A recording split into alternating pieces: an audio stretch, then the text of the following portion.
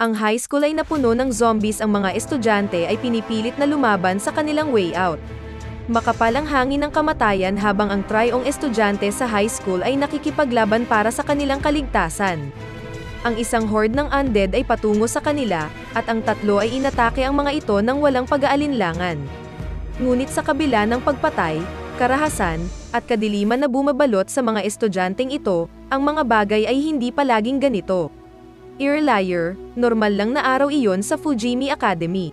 Sa halip na mag-aral, ginugugol ni Komuro Takashi ang kanyang oras sa pagcutting at pag-iisip tungkol sa nakaraan. Iniisip niya ang kanyang kaibigan noong bata pa, si Miyamoto Rei. Noong mga bata pa sila, nangako siya kay Takashi na papakasalan niya ito, ngunit ang lahat ay naglaho habang lumilipas ang mga taon. Sa kabila ng pagiging straight A student, kinailangang ulitin ni Rei ang isang grade, kaya kinumpronte siya ni Takashi tungkol dito. Sinabi lang niya sa kanya na hindi niya ito maiintindihan. Habang naaalala ni Takashi si Rei na pumasok sa isang relasyon kasama ang kanilang kaibigan, si Hasashi, mapait niyang inulit ang pangako nitong pakasalan siya. Sa lalong madaling panahon, ang kanyang pag-mope ay nag-ambala ng kanyang kaklase, si Takagi Saya. Pinagalitan niya ito dahil sa pagiging tanga nito. Sa kabila ng kanyang mga masasakit na salita, sinusubukan lang niyang sagipin si Takashi, ngunit hindi man lang niya ito binigyan ng pangalawang tingin. Nang makitang muli siyang naliligaw sa pag-iisip, inis at malungkot na umalis si Saya habang iniisip ni Takashi ang isa pang alaala. This time, it's of Rei saying that there was a time she really felt that way, pero parang hindi niya napansin. Biglang natigilan si Takashi nang marinig niya ang isang lalaking kumatok sa gate ng paaralan. Nakuha ng kaguluhan ang atensyon ng mga miyembro ng faculty ng paaralan, na pawang nagbabala sa lalaki na huminto.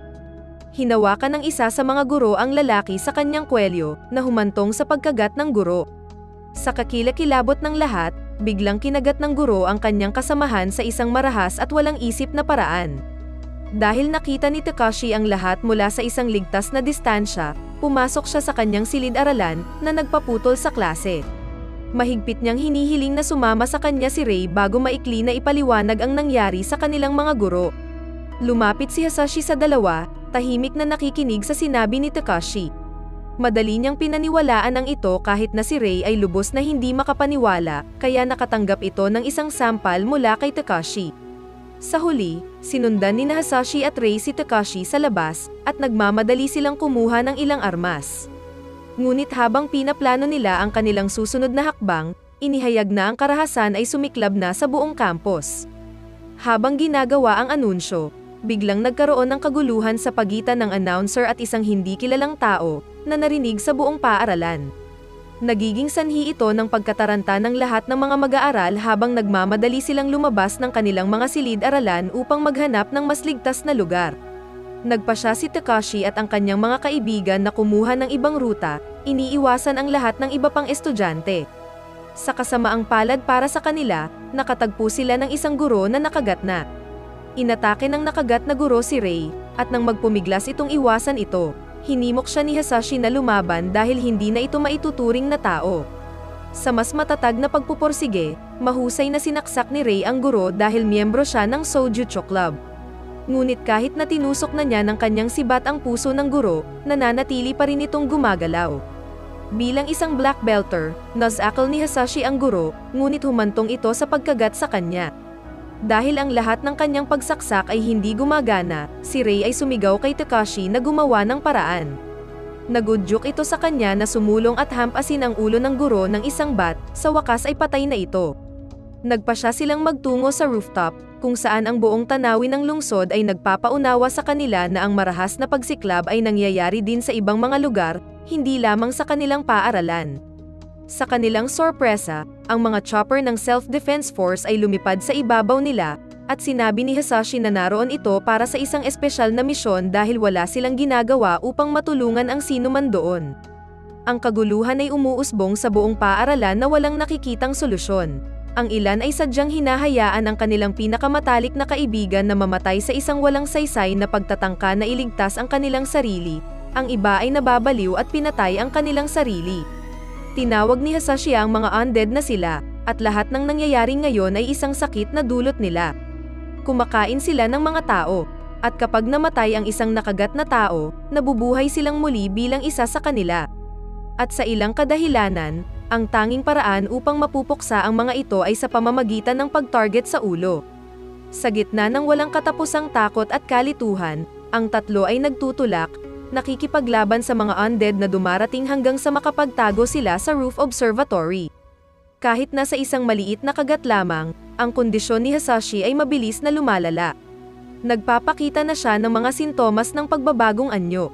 Habang nag-aalala si Rei sa kanya, mahina hong humingi ng pabor si Hasashi kay Takashi. Gusto niyang itapon siya ni Takashi mula sa rooftop at patayin siya. Nagulat si Rei at Takashi nang marinig ito, ngunit habang si Hasashi ay umuubo, nagsusuka, at nag-spray ng dugo, iginiit niya na hindi niya gustong maging isa sa kanila, gusto niyang maging sarili niya hanggang sa huli. Kaya hiniling niya kay Takashi na patayin siya. Nagsisimula siyang mamilipit at manginig sa sobrang sakit habang ang kanyang kaibigan at kasintahan ay naiwan upang panoorin ang masakit na tanawin. Bagamat nagsimulang lumipat si Takashi patungo sa kanya, pinigilan siya ni Rei, iniisip pa rin na hindi matutuluyan si Hasashi. Pero naging zombie na nga ito, at si Takashi ay walang ibang pagpipilian kundi ang patayin ang kanyang kaibigan bago niya mapahamak si Rei. Pagkatapos ng matinding pagsubok, sinisikap ni Takashi at Rei na maunawaan kung ano talaga ang nangyayari. Hiniram niya ang telepono ni Takashi para matawagan niya ang kanyang ama na pulis, at nalaman nila na ang buong lungsod ay nasa estado ng panik. Ang tawag ay nadiskonekta. Sa ibang bahagi ng paaralan, si Saya at isa pang kaklase ni Takashi, si Hirano Kuta, ay tumatakbo sa paligid ng paaralan sa pag-asang makahanap ng ligtas na lugar. Maingat nilang iniiwasan ang mga lugar kung saan naroroon ang mga zombie. Napagtanto din nila na ang pagtawag sa pulisya ay magiging walang saysay sa puntong ito, dahil sa tingin nila ay ang buong lungsod o maging ang buong bansa ay nahaharap sa parehong sitwasyon. Sa klinika ng paaralan, ang nurse na si Marikawa Shizuka ay nasa isang mahirap na sitwasyon. Nabasag ang mga salamin na bintana, at unti-unting pumapasok ang mga zombie. Sa kabutihang palad para sa kanya, isa sa mga estudyante, si Busujima Seiko, ang pumasok upang tulungan siya. Si Seiko isang matigas na babae na napakahusay sa melee fight.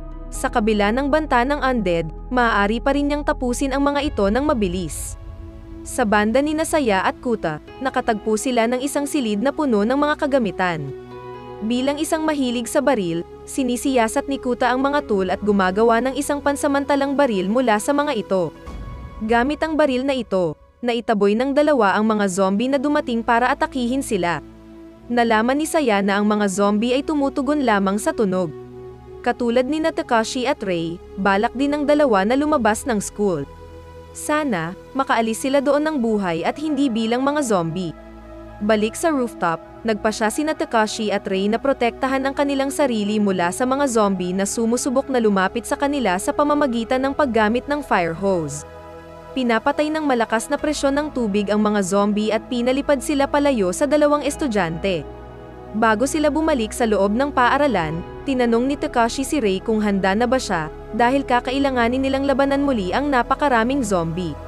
Sinagot naman siya ni Rei ng oo atko, at tinanong kung ano ang gagawin nila pagkatapos.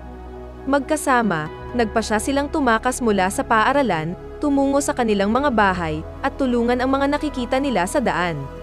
Sa ilalim ng pagprotekta sa kanya ni Seiko, pumunta si Shizuka sa staff room dahil dito itinatago ng faculty ang kanilang mga susi ng kotse. Si Saya at Kuta naman ay naghihirap. Si Kuta ay naubusan ng amo at isang zombie ang papalapit upang salakayin si Saya. Nang walang sandata sa kamay, walang pagpipilian si Saya kundi ang sumigaw sa kawalan ng pag-asa. Ang malakas niyang pag-iyak ay narinig ng grupo ni Takashi at Seiko. Lahat sila ay sumunod sa tunog ng kanyang boses at sa gayon ay bumuo ng isang grupo na lumalaban sa mga zombie na nakapaligid sa kanila na humaharang sa kanilang paglabas. Napatay naman ni Saya ang zombie gamit ang driller. Matapos nilang matagumpay na maalis ang lahat ng mga zombie sa kanilang lugar, ang grupo ay nagpakilala sa isa't isa. Nakahanap ang grupo ng isang silid na may telebisyon at nanood ng balita, umaasa na makakuha ng ilang mga sagot sa mga tanong na mayroon sila. Sa halip, ang nahanap nila ay ang media na nagsisikap na huwag magdulot ng takot at panik sa mga tao. Naiulat din na ang mga kaso ng mga taong nagiging zombie ay nangyayari rin sa ibang bansa, hindi lamang sa Japan. Sinusubukan nilang gumawa ng mga paliwanag kung ano ang maaaring sanhi ng paglitaw ng mga zombie at kung titigil ba ang pagkalat nito, ngunit lahat sila ay nasa dulo na ng kanilang isipan. Samantala, napagkasunduan nilang lumabas ng paaralan at tumulong sa mga survivors na maaaring makita nila sa daan. Habang sinusubukang makatakas mula sa paaralan, nakasalubong nila ang isa pang grupo ng mga nakaligtas. Pinapasok sila ng grupo ni Takashi, ngayon ay bumubuo ng mas malaking grupo. Upang subukan ang teorya ni Sayan na ang mga zombie ay hindi nakakakita at tumutugon lamang sa tunog, nagboluntaryo si Takashi na pumunta at itapon ang kanyang sarili sa gitna ng isang grupo ng mga zombie. Gaano siya kabayani o katanga, depende sa kung paano mo ito tingnan. Napatunayang tama ang teorya ni Saya, at sa wakas ay makakatakas ang grupo kung hindi dahil sa isang clumsy na estudyanteng ito na kasama nila. Aksidenteng natama ng estudyante ang kanyang sandata sa hagdan.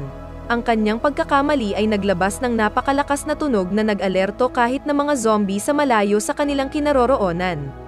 Wala nang pagpipilian ng grupo kundi ang labanan ang napakaraming zombie. Maraming salamat, clumsy unnamed side character. Mataas ang tensyon habang pinipilit ng grupo na mabuhay. Tumatakbo sila patungo sa parking lot habang binubugbog ang mga zombie sa daan. Sa kasamaang palad, ang ilan sa mga nakaligtas mula sa ibang grupo ay nakagat at naiwan.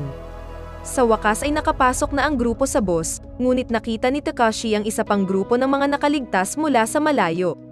Nagpasya siyang hintayin sila bago umalis ang boss. Isa sa mga nakaligtas, si Shido, ay isa sa kanilang mga guro. Hindi ito makatao dahil wala itong problema na iwan ang ibang mga estudyante. Tila alam ni Ray ang kanyang tunay na ugali at tutol sa ideya na papasukin ito sa kanilang grupo. Sa huli, nakasali na si Shido sa kanilang grupo, at lahat sila ay ligtas na nakalabas ng paaralan. Habang nasa boss, tinanong ni Shido si Seiko kung siya ang pinuno ng grupo. Sagot ni Seiko na wala silang pinuno at umaasa lamang sa pagtutulungan na magkakasama. Iginiit ni Shido na pumili ng isang pinuno. Sa sandaling malapit na sila sa lungsod, makikita ang mga bakas ng kaguluhan at kawalan ng pag-asa sa lahat ng dako. Walang mga tao kahit saan. Nagkalat ang mga katawan kung saan-saan habang ang mga zombie ay umaaligid, naghahanap ng mga taong aatakihin. Sa loob ng boss, ang ilan sa mga estudyanteng iniligtas ng mga grupo ni Takashi ay hindi masyadong gustong makalabas ng paaralan. Iginiit ng isa na dapat ay nanatili na lamang sila sa isang ligtas na lugar sa loob ng paaralan. Ang isa pa ay nagmumungkahi na magtago sila sa isang convenience store na katatapos lang nilang madaanan. Pagkatapos ay itinuro ng lalaki ang kanyang mga daliri kay Takashi at sinabing hindi niya ito may sekmura. Dahil ang lahi ng tao ay maaaring maubos ngunit hindi ang kanilang katangahan. Si Ray ay binigyan ang lalaki ng isang piraso ng kung ano ang nararapat sa kanya, at syempre, dumating si Shido upang sumali sa scuffle, na nagsasabi na nagsimula ang salungatan na ito dahil ang grupo ay walang pinuno. Dahil dito, karamihan sa mga estudyante, maliban sa orihinal na grupo ni Takashi, ay sumusuporta sa ideya na si Shido ang maging pinuno. Kasabay nito, bumaba si Ray sa boss, at sinabing ayaw niya mapalapit sa lalaking iyon. Nagpasya si Takashi na sundan siya. Sa kakaibang pangyayari, isang mas malaking boss na naglalaman ng mga zombie ang bumangga sa tunnel kung saan nakatayo sina Takashi at Ray. Lumipad ang boss at sumabog. Sina Takashi at Ray, na ngayon ay nakulong at hiwalay sa iba pang grupo, ay dapat ma-survive ang gabing iyon. Napagkasunduan nilang makipagkita sa iba sa himpilan ng pulisya bandang alas 7 ng gabi. Kailangan nilang humanap ng paraan para matupad ang kasunduang iyon, habang maaaring patayin sila ng mga zombie anumang oras. Si Takashi at Ray ay nakahanap ng isang inabandonang motorsiklo at ginamit ito habang naglilibot sila sa lungsod. Sa ilang bahagi ng lungsod, mabigat ang trapiko, at ang mga tao ang mga hindi pa zombie ay nagmamadaling lumipat sa mas ligtas na lugar. Ang dalawa ay patuloy na nagmamaneho sa paligid ng lungsod. Ang lugar ay tulad ng isang ghost town, na walang iba kundi ang kanilang mga sarili sa kalsada. Ang senaryo ay tiyak na magiging medyo romantiko kung hindi para sa, alam mo, ang mga zombie. Nakakita sila ng kotse ng pulis na may patay na opisyal sa loob. Nagpasya si Ray na tingnan ang kotse, umaasa na makahanap ng isang bagay na kapaki-pakinabang para sa kanila. Natuklasan nila ang ilang bagay, kabilang ang isang baton at baril. Huminto sila sa isang gasoline station para punuin ang tangke ng motorsiklo, ngunit pareho silang walang pera. Nagpa siya si Takashi na pumunta sa isang malapit na convenience store para kumuha ng pera mula dito. Habang hinihintay siya ni Ray sa labas, isang lalaki ang sumulpot sa likod niya at hinawakan siya bilang hostage. Take note na ang lalaking ito ay hindi zombie, isang ordinaryong tao lamang na gustong mang-hostage ng tao. Si Takashi, nang makita ito, ay sumugod kay Ray at sinubukan itong iligtas. Nagpa siya ang lalaki na dalhin si Ray at ang motorsiklo, at kung tumanggi si Takashi, may gagawin siya sa babae. Walang ibang pagpipilian si Takashi kundi ang mag-obliga. Gamit ang perang ninakaw niya sa cash register, pinunan niya ang tangke ng motorsiklo, tulad ng itinuro ng lalaki. Lahat ay habang kalmado at kolektado. Nang nagkaroon siya ng pagkakataon, ginamit niya ang baril na nakuha nila mula sa sasakyan ng pulis para takutin at saktan ang baliw na lalaki. Sapat ang ingay ng kaguluhan sa kanilang tatlo para maakit ang atensyon ng mga kalapit na zombie. Ang nasugatan na lalaki ay naiwang mag-isa upang kainin ng mga zombie, habang magkasama sina Takashi at Ray na nagmamaneho palayo sa kaligtasan. Habang nagmamaneho, iniisip ni Takashi ang sitwasyon nila at kung paano siya, sa loob lamang ng isang araw, ay naging isang mamamatay tao.